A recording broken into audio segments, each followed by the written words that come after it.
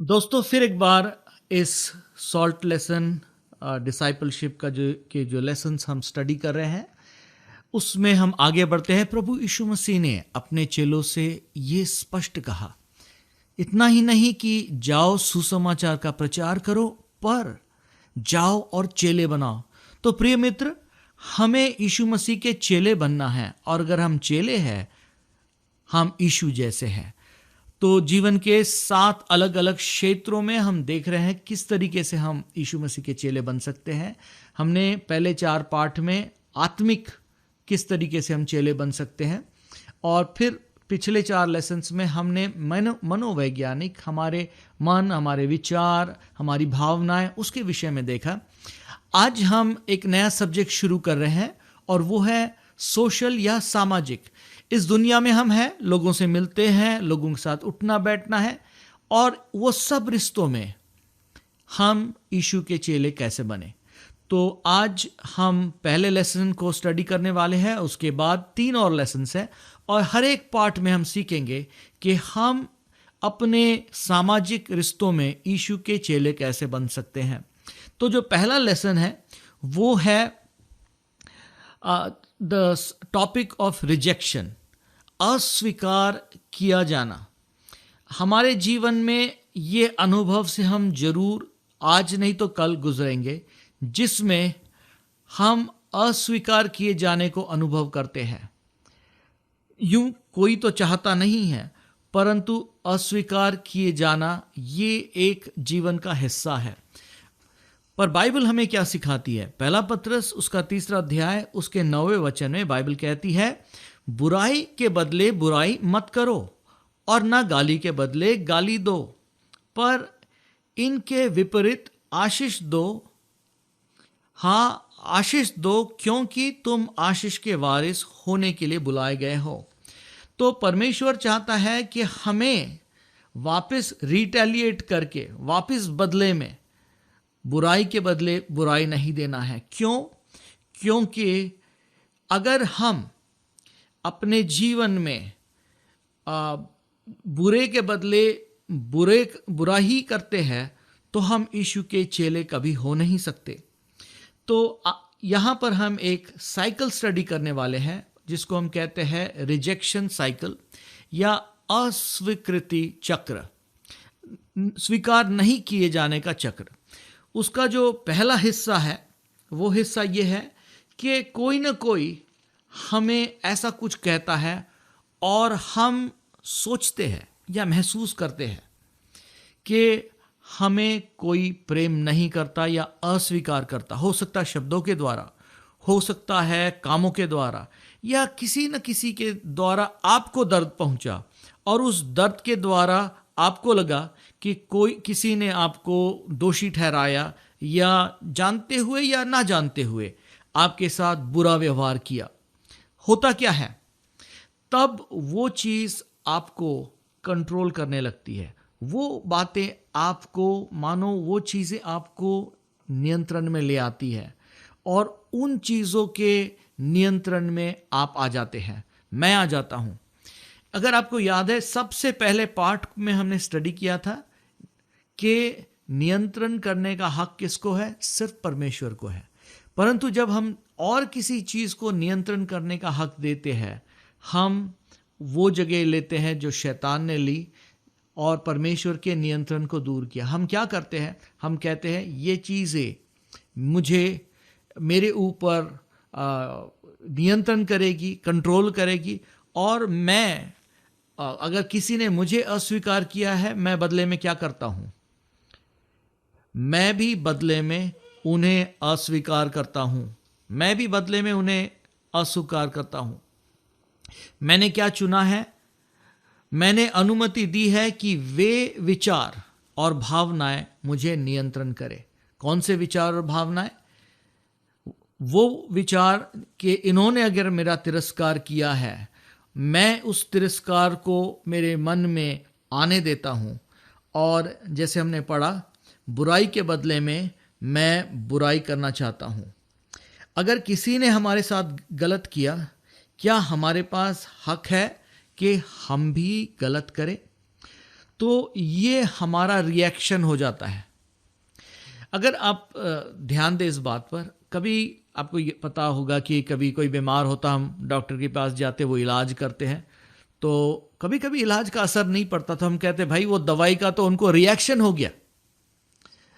तो दो शब्द है, एक तो रिएक्शन है और दूसरा रिस्पॉन्स है। हम कहते उस दवाई का अच्छा असर पड़ रहा है, रिस्पॉन्स अच्छा है। इसका मतलब रिएक्शन जो है वो हमेशा नेगेटिव होता है, पर रिस्पॉन्स जो होता है वो पॉजिटिव होता है। तो रिएक्शन ये है कि हम सुनते हैं, हमारे ऊपर ये विचार कंट्रोल करने लगते हैं, हम वापस उनको रिएक्ट क्या करते हैं, हम भी उनको अस्वीकार करते हैं, हम भी उस बुराई के बदले में बुराई करते हैं। हम कहते हैं अगर तुमने हमारे साथ बुराई की है, हम भी तुम्हारे साथ वैसे ही बुराई के साथ ताल्लुक करेंगे। तो हमारी प्रतिक्रिया बन जाती, ये एक रिएक्शन होता, प्रक्रिया हो जाती। क्या होती कि हम दूसरे को कहते अगर तुम हमें स्वीकार नहीं करते, हम भी तुम्हें स्वीकार नहीं करेंगे। या ये भी हो सकता कि हम कहेंगे मैं और भी ज़्यादा उनको खुश करने की कोशिश करूं, वो ऐसी चीज़ें करूं जो मैं करना ना भी चाहता हूं, सिर्फ उनको खुश करने के लिए और भी मैं ज़्यादा प्रयास करता। ये भी एक रिएक्शन है। तो जीवन में हम एक नेगेटिव चीज़ जब सुन लेते हैं, उसको कबूल कर लेते हैं, उसका रिएक्शन अलग अलग हो सकता है। एक तो हम सोच सकते हैं मैं उनके साथ बात ही नहीं करूंगा आपसे, या बस ठीक है उनको बर्दाश्त ही करता रहूँगा, या मैं ना उनको कुछ ना कुछ कहूँगा जो वो चाहते हैं वैसा ही कहूँगा, उनको खुश करने के लिए कुछ कहूँगा, या मैं उनकी नुक्ताचीनी, उनकी बुराई करता हूँ, या फिर मैं उनके साथ टाइम ही स्पेंड नहीं करता हूँ, या बस उनको मैं इग्नोर करता हूँ, या उनके ऊपर मैं भरोसा नहीं रखता हूँ, या उनके साथ मैं बुरा सलूक करता, मारपीट करता हूँ, या उनके साथ दुर्व्यवहार करता हूँ। तो ये कई रिएक्शंस है जो हमारे जीवन में हो सकते। इन सब रिएक्शंस के द्वारा हम क्या कर रहे हैं, हम अपने जीवन में उनके प्रति प्रेम नहीं दर्शा रहे हैं। हम कहते हैं कि हम सिर्फ बुराई के बदले में बुराई ही करेंगे। तो ये हमारा रिएक्शन बन जाता है। पर और ये जब रिएक्शन होता है, वो आगे क्या बनता है, क्योंकि अगर ऐसे करता हूं, दो मेरी रिएक्शंस हो सकती है, दो मेरी प्रक्रिया हो सकती है। एक कि मैं उनको और भी खुश करने की कोशिश करूं, या मैं उस बुराई के बदले में उनके साथ बुराई ही करूं।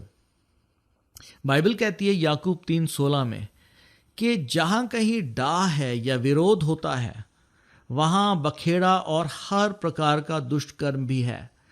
तो ये एक साइकिल है, जैसे ही हम उसमें फंस जाते हैं, वापस यही विचार पैदा होते, क्योंकि जब हम रिएक्ट करते हैं, उनका रिस्पॉन्स वापस से वैसे ही होता है, क्योंकि फिर वो भी रिएक्ट करते हैं, और इसके नतीजे में क्या होता है, हम वापस से उसी तरीके से उनके साथ पेश आते हैं। उसके जवाब में क्या होता है, वो वापस से उसी तरीके से पेश आते हैं, और इसको हम कहते हैं एक जीते जी मौत। तो इस सामाजिक एरिया में हम एक मौत का अनुभव करते हैं। हो सकता है आपके रिश्ते में, पति पत्नी के रिश्ते में, दोस्तों के रिश्ते में, भाई बहनों के रिश्ते में, इसको किसी भी तरीके से आप ले सकते हैं। बाइबल कहती है, गलातियों की किताब उसका 5वां अध्याय और उसका 15वां वचन, बाइबल यहां कहती है कि यदि तुम एक दूसरे को दांत से काटते और फाड़ खाते हो, तो चौकस रहो कि एक दूसरे का सत्यानाश ना कर दो। प्रियो, कितने बार आपने इसको देखा है, मैंने इसको देखा है कि लोग इस चक्कर में जब फंस जाते हैं, अपने आप को विश्वासी कहते हैं, अपने आप को प्रभु के लोग कहते हैं, पर वो इस सोशल एरिया में, इस सामाजिक एरिया में शैतान को जगह दे देते हैं। पर हमको इस एरिया में भी प्रभु यीशु मसीह के चेले बनना है।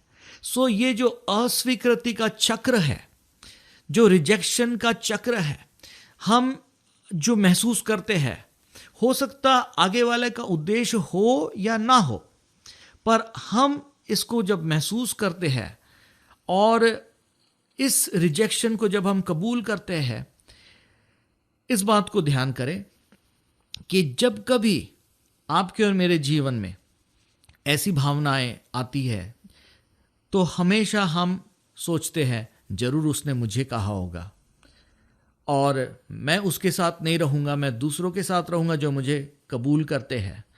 मुझे हमेशा फिक्र हो जाती है, मैं चिंता में पड़ जाता हूँ, मुझे हमेशा दोषी फील होता है, मैं तो कितनी कोशिश करता हूँ।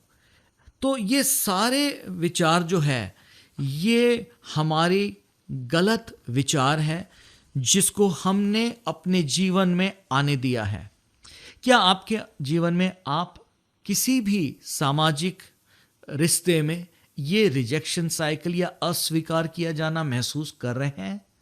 अगर है तो ये एक जीवित मृत्यु आपके अंदर पैदा कर रही है। परमेश्वर की ये आपके लिए इच्छा नहीं है, मेरे लिए परमेश्वर की ये इच्छा नहीं है। परमेश्वर नहीं चाहता कि हम इस अस्वीकृति के चक्र में फंस जाए। परमेश्वर चाहता है कि हम उसको उल्टा कर दें, उसको चेंज कर दें। बाइबल कहती है इफिसियों का 1 अध्याय 3 से लेकर 8 में कि परमेश्वर ने हमें आशीषित किया है। इस हिस्से को मैं पूरे रीति से पढ़ नहीं रहा हूं, परंतु आप उसको पढ़ सकते हैं। इफिसियों 1:3 से लेकर 8, इसमें परमेश्वर का वचन कहता है कि मैं परमेश्वर का धन्यवाद करता हूं कि प्रभु यीशु मसीह में किस तरह हमें आशीष मिली है और हर एक आत्मिक आशीष परमेश्वर ने हमें दी है। परमेश्वर ने हमसे प्रेम किया, हमें चुना है और मसीह में हमें पवित्र और निर्दोष ठहराया है। हमें उसने लेपालक किया, अपने बच्चे बनाया है। उतना ही नहीं, हमें आजाद किया है, हमें माफ किया है। तो परमेश्वर आपके बारे में क्या कहता है? क्या आप उसको स्वीकार करेंगे या आप उनकी बातों को स्वीकार करेंगे जो आपको स्वीकार नहीं करते हैं, जो आपको किसी तरीके से आपके जीवन से वो अप्रसन्न है? प्रियो, हम लोगों को अगर खुश करने की कोशिश करेंगे तो हम कितना भी कोशिश करेंगे वो खुश होंगे या नहीं होंगे, परंतु अगर आपका जीवन उसके ऊपर निर्भर है तो आप एक जीवित मृत्यु को अनुभव करेंगे। बाइबल कहती है कि हमको इस चक्र में पड़ना नहीं चाहिए। आपके रिश्तों में आप इस चक्र को आपको तोड़ना बहुत जरूरी है। इसको क्या हम कहते हैं? रिवर्सिंग द रिजेक्शन साइकिल, या इस चक्र को, अस्वीकृति के चक्र को पराजित करना या उसको उल्टा देना है। किस तरीके से हम उसको उल्टा सकते हैं? पहली चीज, जो कुछ आपने सोचा है या आपने विचार किया है, ये विचार तो आपके मन में आते हैं, पर उसके बाद आपके सामने एक चुनाव है। आप उसके बारे में क्या चुनते हैं? अगर आप उसको स्वीकार करते हैं और उन विचारों को आपको कंट्रोल करने देते हैं, आपके जीवन में उनका नियंत्रण हो जाता है, तो आप उसके ऊपर रिएक्ट करेंगे। पर अगर नहीं, आप अगर उसी वक्त उन बातों पर विश्वास करेंगे जो परमेश्वर आपके बारे में कहता है। क्या कहता है परमेश्वर? परमेश्वर कहता तू आशीषित है, परमेश्वर कहता तू चुना हुआ है, परमेश्वर कहता तू पवित्र है, परमेश्वर कहता तू दोषरहित है, परमेश्वर कहता कि तू प्रेम पाया हुआ है, परमेश्वर कहता कि मैंने तुझे अपना बेटा या बेटी बनाया है, परमेश्वर कहता मैंने तुझे स्वतंत्र किया है, परमेश्वर कहता मैंने तुझे क्षमा किया है, और परमेश्वर कहता मैं तुझे ग्रहण करता हूं। तो चाहे दूसरे लोग आपके बारे में कैसी भी बातें क्यों न कहे, आप उन पर विश्वास करेंगे या परमेश्वर आपके विषय में क्या कहता है उसके ऊपर विश्वास करेंगे। तो जब आपके जीवन में ये अस्वीकृति को आप अनुभव करते हैं, आप उस वक्त कहते हैं मैं उन बातों पर विश्वास करूंगा जो परमेश्वर मेरे विषय में कहता है। और आप क्या करते हैं? आप इस अस्वीकृति के चक्र को उल्टा देते हैं या उसको आप पराजित कर देते हैं। तो आप बदले में आपकी प्रतिक्रिया जो है वो क्या बदल जाती है? आपकी प्रतिक्रिया जो है वो प्रेम में बदल जाती है, क्योंकि अब आपने बुराई को बुराई से जवाब नहीं दिया। आपने दूसरे को खुश करने के बारे में आपके जीवन को कंट्रोल नहीं करने दिया। अब आप ये नहीं कहते मेरा उद्देश्य इस मनुष्य को सिर्फ खुश करना है, पर आपका उद्देश्य क्या है कि आप परमेश्वर को प्रसन्न कर रहे हैं। तो बाइबल क्या कहती है रोमियो 8:28 में, जैसे हमने देखा, ये एक बहुत महत्वपूर्ण वचन है। हम इस बात को जानते हैं, क्या जानते हैं, कि जो लोग परमेश्वर से प्रेम करते हैं उनके लिए सब बातें मिल मिलाकर भलाई को पैदा करती है। बाइबल में एक बहुत सुंदर वचन है जिसको हमें पढ़ना है, और वो है पहला पत्रस उसका 2 अध्याय उसका 21 से लेकर 23। बाइबल यहाँ पर बताती है कि मसीह यीशु हमारे लिए एक नमूना या आदर्श है। क्या आदर्श है? कि किस प्रकार उसने दुख उठाकर हमारे लिए आदर्श बना कि हम भी उसके नक्शे कदम पर चल सकते। बाइबल बताती है कि उसके साथ जब बुराई की गई उसने वापस पाप नहीं किया, उसके मुंह से छल की कोई बात नहीं निकली, वह गाली सुनकर उसने गाली वापस नहीं लौटाई, और दुख उठाकर किसी को भी धमकी नहीं दी, और उसने अपने आप को सच्चे न्यायी के हाथ में सौंपा। जैसे बिल्कुल पहले पार्ट में हमने देखा, नियंत्रण करना और न्याय करना और तारीफ के लायक सिर्फ परमेश्वर है। हमें परमेश्वर की जगह लेने की जरूरत नहीं है। तो इस अस्वीकृति के चक्र में प्रभु यीशु मसीह नहीं फंसे। प्रभु यीशु मसीह ने इन सब के बदले में, बुराई के बदले में भलाई की, और उनके भलाई से क्या हुआ, ये अस्वीकृति का चक्र वहीं पर टूट गया। उन्होंने रिएक्शन नहीं किया, पर उन्होंने रिस्पॉन्ड किया, और जो रिस्पॉन्स था वो प्रेम का रिस्पॉन्स था। तो प्रिय मित्र, हो सकता आज आपके जीवन में आपने नया जन्म तो प्राप्त किया, आपने प्रभु यीशु मसीह को ग्रहण तो किया, आप ये कहते हैं कि हाँ मेरा जीवन प्रभु ने बदला है, पर क्या सब एरियाज में आपके जीवन के आप यीशु मसीह के चेले हैं? सामाजिक एरिया में ये पहला हिस्सा जो हमने देखा, क्या आप किसी अस्वीकृति के चक्र में फंसे तो नहीं है? आप किस तरीके से रिएक्ट करते हैं? क्या आपने प्रभु की प्रभुता को आपके जीवन पे होने दिया, या इस एरिया में आपने कहा नहीं मैं ही प्रभुता लूंगा, मैं जानता हूं कैसे करूं, मैं जवाब देना जानता हूं। प्रिय मित्र, ऐसा करने से आप यीशु के चेले तो नहीं बने ना। पर परमेश्वर क्या हमें सिखाता है कि हम यीशु मसीह के चेले अपने जीवन के सामाजिक हिस्से में भी बन सकते हैं, और यीशु के चेले बनकर हम अपने आप को परमेश्वर के हाथ में दे सकते हैं। तो इस अस्वीकृति के चक्र को हमें कैसे तोड़ना है? सर्वप्रथम आप परमेश्वर से बातचीत करें, प्रभु से कहे, हे पिता परमेश्वर, मैं तेरे पास आता हूं। बाइबल कहती है भजन संहिता उसका 62वां अध्याय और उसका 2 वचन, उसका 8वां वचन, यहां पर बाइबल कहती है, ऐ मेरे लोगों मुझ पर भरोसा करो, अपने दिल को, अपने मन को मेरे सामने उंडेलो, क्योंकि परमेश्वर हमारा शरण स्थान है। अपने मन का नवीनीकरण करो, अपने मन को नया करो, परमेश्वर के वचन को आपके मन में काम करने दो। बाइबल कहती है इफिसियों 4:23 और 24 में, और अपने मन के आत्मिक स्वभाव में नए बनते जाओ और नए मनुष्यत्व को पहन लो, जो परमेश्वर के अनुसार सत्य की धार्मिकता और पवित्रता में सिरजा गया है। जब हम ऐसा करते हैं तब हम दूसरों के साथ वैसे करते हैं जैसे परमेश्वर चाहता हम करें। जैसे कि हमने पढ़ा, बुराई के बदले बुराई मत करो, गाली के बदले गाली ना दो, और इसके विपरीत आशीष दो, क्योंकि तुम आशीष के वारिस होने के लिए बुलाए गए। तो होगा क्या जब आप ऐसा करेंगे? तो आगे वाला जो है वो कहेगा, अगर उसने बुरा चाहा भी तो कहेगा मैंने जो किया उसका तो कुछ असर नहीं होता, ये तो बुराई के बदले भलाई करते हैं। आपके जीवन में आप इस अस्वीकृति के चक्र को तोड़ दोगे। उतना ही नहीं, आप परमेश्वर के नजरों में ठीक काम करने लगोगे, और तब परमेश्वर की सामर्थ आपके जीवन में कार्य करेगी।